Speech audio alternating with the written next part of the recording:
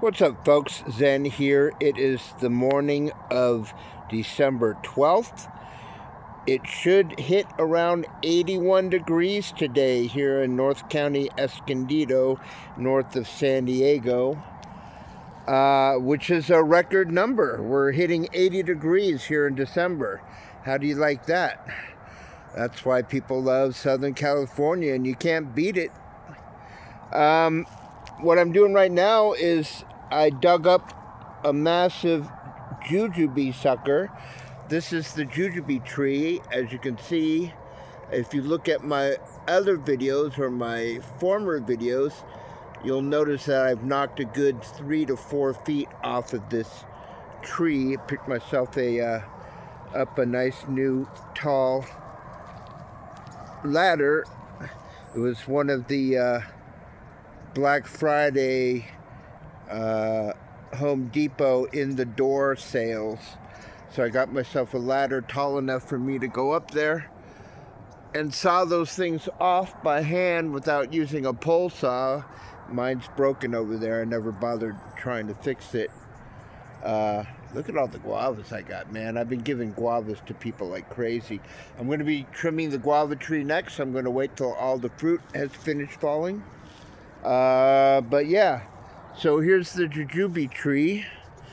And if you look at my other video about titled Jujube or Not Jujube, where I talk about all the suckers that this tree puts forth.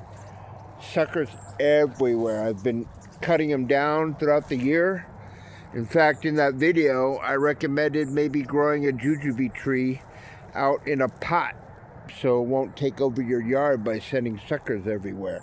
But anyways, I let one sucker continue to grow because I was going to maybe possibly keep it as a replacement tree should something happen to this one.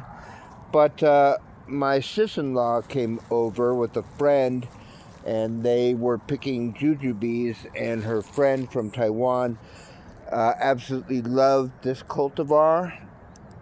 So she wanted to know if she could take the tree. So I dug the sucker out. I picked up this root slayer shovel from Amazon, serrated blades. It worked really nice. I've been basically put my weight on it and just chopped through all the roots. So this is a sucker that I let grow for like 2 years. And of course it's already ready to fruit. So I used this mattock on the very last root that was really hard to cut through. This one.